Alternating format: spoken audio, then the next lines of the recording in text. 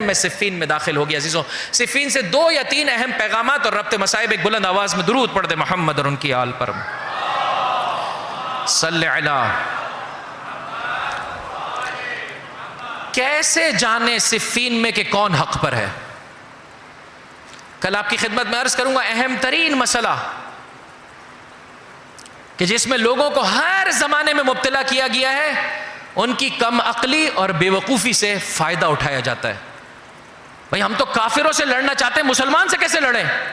یہ سوال میرے مولا سے جمل میں بھی کیا گیا، یہی سوال میرے مولا سے صفین میں بھی کیا گیا، یہی سوال میرے مولا سے عزیزوں بہرحال میں نے نہیں دیکھا لیکن نہروان میں بھی یہی سوال آتا ہے کہ مسلمان سے کیسے لڑیں؟ میں آپ کو کچھ پیرامیٹرز بتاتا ہوں جس سے سمجھ میں آ جائے گا کہ صفین میں حق کس جانب ہے۔ ایک تو یہی ہے کہ دونوں طرف کے لوگوں کو دیکھ لو، ان کی گزشتہ زندگی اٹھا لو، ان کی زندگی اٹھا لو۔ واقعاً اس سے بڑھ کر اس دنیا کی ستم ظریفی کیا ہوگی کہ میرے مولا کو کن کے ساتھ لا کھڑا کیا گیا ہے۔ اللہ اکبر! جس کی زندگی کا ایک ایک لمحہ اللہ کی عبادت میں اور اللہ کے دین کو سجانے میں گزرا ہو، اسے اس کے مد مقابل لا کر لوگ پوچھ رہے ہیں کہ ان میں سے کون حق پر ہے، کہ جس کی زندگی کا بڑا حصہ کفر و عالم کفر اور اسلام کے مقابلے میں بسر ہوا ہو۔ یہ پہلا پیرامیٹر۔ دوسرا پیرامیٹر پانی۔ پانی آج بھی دیکھ سکتے ہیں کہاں حق ہے کہاں باطل ہے۔ فرمایا پانی جب بے زباں کے لیے بند نہیں ہے تو انسانوں کے لیے کیسے بند ہو سکتا ہے؟ جب ان کے پاس پانی پر قبضہ ہے، علی کے چاہنے والوں کے لیے اور علی کی فوج کے لیے پانی بولیے بند ہے، لیکن جب میرے مولا کے ہاتھوں میں پانی کا قبضہ آیا، ہر ایک کے لیے وہ ہدایت چاہتا ہے، ہر ایک کے لیے پانی ہے۔ سبیل حسین ہر ایک کے لیے ہونی چاہیے۔ عام برادران اہل سنت، حتیٰ ہمارے ہندو برادری یہاں پر جو رہتی ہے عزیزوں، سبیل حسین پر آئے گا، پانی پیتا چلا جائے گا، حسینی ہوتا چلا جائے گا۔ ایک بلند آواز میں درود پڑھ دے محمد اور ان کی آل پر اللہم صلی علی محمد وآل محمد وعجل فرج۔ تیسرا اور آخری عزیزوں اہم ترین کرائیٹیریا کہ جسے برادران اہل سنت نے بھی اپنی کتابوں میں ذکر کیا اور شیعہ کتابوں میں بھی موجود ہے، عمار یاسر۔ واضح طور پر یہ جملات موجود ہیں، انما تقتلہ الفئۃ الباغیہ، ایک باغی گروہ عمار کا قتل کرنے والا ہے۔ عمار انہیں جنت کی طرف بلا رہے ہوں گے اور وہ عمار کو جہنم کی طرف بلا رہے ہوں گے۔ عمار عزیزو، حق اور باطل کا ایک اہم ترین معیار عمار۔ عمار، ہائے رے افسوس، ہائے رے افسوس۔ یہ جنگ کتنے مہینے چلی؟ واقف ہے عزیزو؟ تھوڑا سا سوچ کے آئیے گا، اس جنگ میں کتنے لوگ مارے گئے؟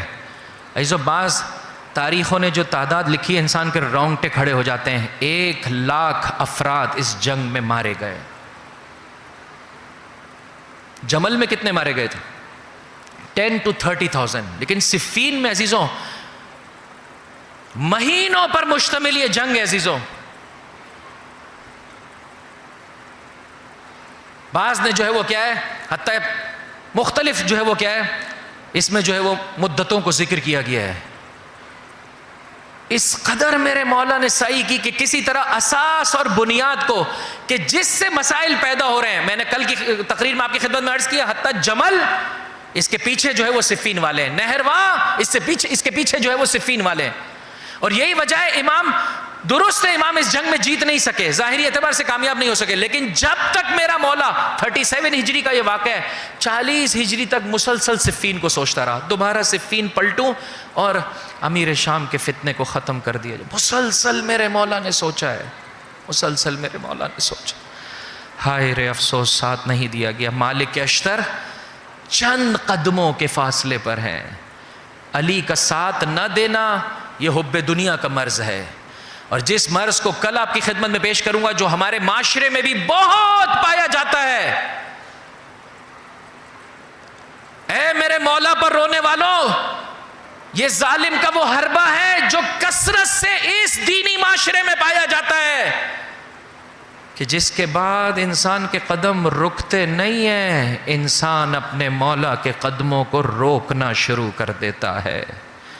کہ اس دوسرے مرض کو انشاءاللہ اگر اللہ نے توفیق دی تو کل آپ کی خدمت میں پیش کروں گا۔ راہ حل ایک ہی ہے، علماء سے، پاکیزہ علماء سے، اچھی کتابوں سے، دینی فہم و بصیرت کو انسان جیسے جیسے بڑھاتا چلا جائے گا، جناب عمار کے غلاموں میں پروردگار متعال اسے قرار دیتا چلا جائے گا۔ وگرنہ لڑنے لگے میرے مولا سے کہ اگر مالک کو نہیں روکو گے تو ہم آپ کا قتل کر دیں گے۔ یہ شیعہ ہے، یہ محب ہیں، یہ حکومتی نوکر ہیں عزیزوں، یہ اپنی نوکریوں کے نوکر ہیں، یہ اپنی نوکریوں کے غلام ہیں۔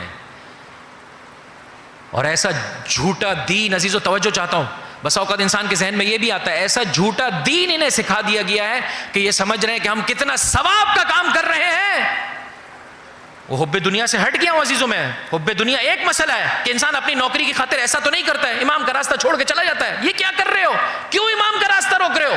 اس لیے کہ انہیں دین ایسے سکھا دیا جاتا ہے۔ آج سے تقریباً 50 سال پہلے کا جملہ یاد رکھیں عزیزوں، ایک صاحب کا، کہ جس نے کہا تھا آج پیسہ دے کر ہم شیعہ مروا رہے ہیں، کل کو ایسے ہو جائے گا کہ لوگ اپنا عقیدہ سمجھ کے شیعہ ماریں گے۔ افسوس کے ساتھ کہنا پڑتا ہے دشمن کی سازش کا یہ وہ حصہ ہے کہ رہبر معظم انقلاب اسے ایسے بیان کرتے ہیں۔ علی کے ساتھ مقابلے میں آنے والے دو قسم کے لوگ تھے، ایک علی کی عدالت کو برداشت نہیں کر پا رہے تھے، جمل و صفین، دو جو علی کی عدالت کو سمجھ ہی نہیں پا رہے تھے، سمجھ ہی نہیں پا رہے تھے، اور اپنا دین سمجھ کے امام کے سامنے کھڑے ہو گئے۔ چند قدموں کے فاصلے پر ہے مالک اشتر۔ اہلی پر رونے والے، مجھے تو بسا اوقات ایسے لگتا ہے عزیزو، مجھے اور آپ کو اپنے آپ پر رونا چاہیے۔ کہیں ایسا نہ ہو کہ انسان مولا پر روئے اور امام فرمائے میں تجھ سے جیسی زندگی چاہتا ہوں تو اس کی ادائیگی میں کیوں کوتاہی کر رہا ہے۔ صفین کا ایک آخری پیغام عزیزو، انشاءاللہ ان شبوں میں کوشش کیجئے گا کہ ہم سے کوتاہی نہ ہونے پائے۔ نماز میرے مولا نے اسی نماز سے اللہ کی بارگاہ میں قوت مانگی ہے۔ آپ بھی اگر کوشش کریں گے اللہ آپ کو بہتر طریقے سے دین کی راہ میں قدم آگے بڑھانے والوں میں سے قرار دے گا۔ ابن عباس فرماتے ہیں حتیٰ گھمسان ترین جنگ کے عالم میں بھی میرے مولا سے نماز شب ترک نہیں ہوئی۔ لڑتے لڑتے مولا بار بار آسمان کی طرف دیکھ رہے ہیں۔ میں نے کہا مولا کیا دیکھ رہے ہیں؟ کہ زوال آفتاب کو دیکھ رہا۔ مولا اس گھمسان کی جنگ میں فرمایا انما نقاتلہم علی الصلاۃ، ہمارا جھگڑا ہی نماز پر ہے۔